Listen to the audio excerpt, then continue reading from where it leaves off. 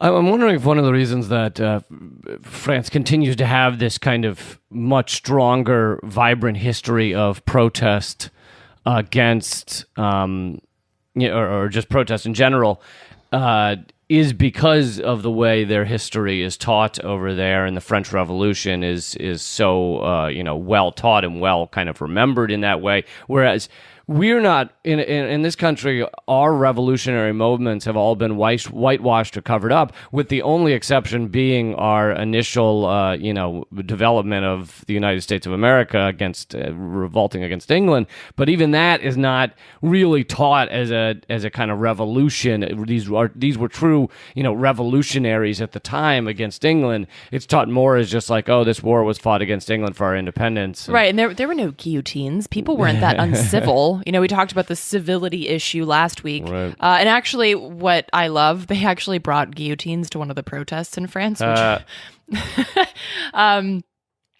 so I think the other thing to that point, I think you make a really good point.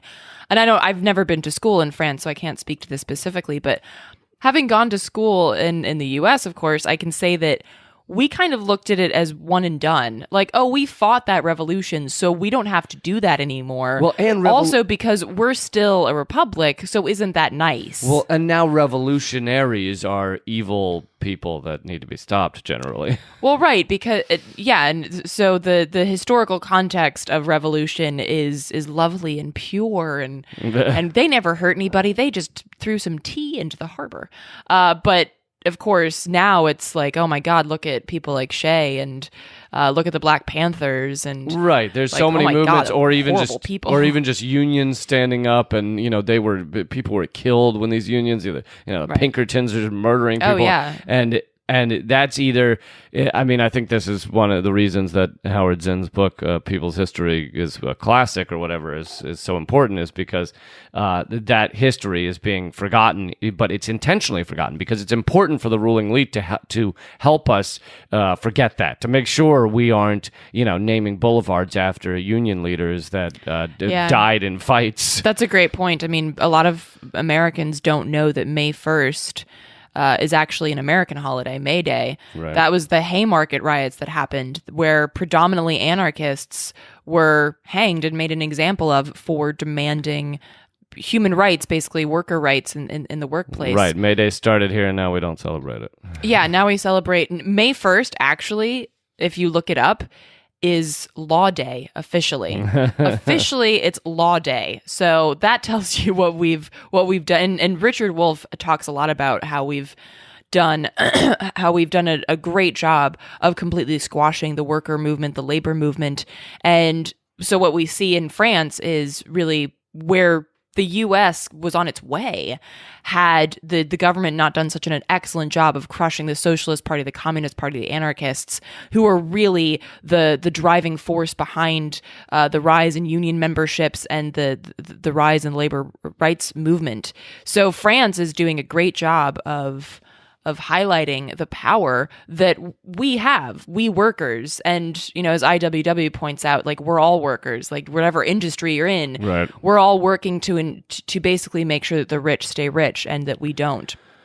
Well, and as I've said before in my stand-up act, they love to say, oh, this is a class war whenever workers stand up. Oh, you want class war, or even just demand that the tax increase on the rich in order to pay for so much of our society. They say, oh, you want a class war that's class warfare. When in fact, what we're in the middle of for the past, 40 years has been a class war done quietly by the rich. I'd say we've been in a class war since feudalism. Well, yeah, okay. Well, that's true, but I meant it kicked into high gear after the the Powell memo. Yes. And so we've been in the middle of this class war, but most workers are completely unaware of it. So that's why you see like the gutting of the worker pay has stayed the same for whatever 3-4 decades, whereas the rich pay has gone through the roof. So.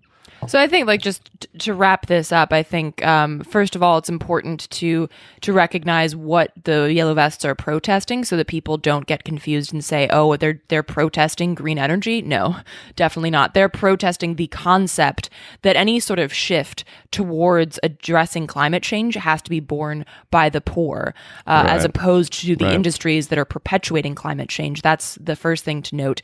And the second thing I think that's really important is that this shit works, and that I know that in the US there's a lot of this like him-hawing about tactics and like, oh, you couldn't possibly throw stones, you couldn't possibly do things like that. And it's like, well, sorry to say, but those tactics work.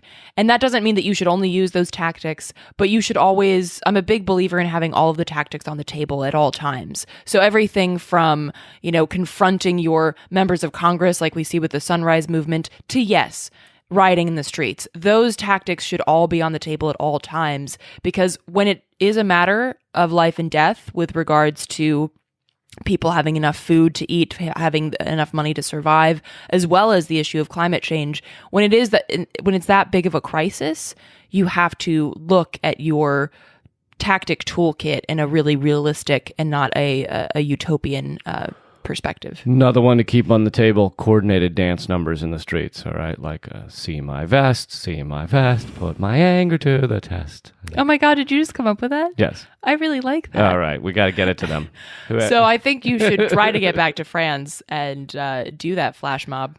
And if anyone's ever seen Lee dance, I think we can all agree that that's what you need for the revolution. Hopefully no one's ever seen Lee dance.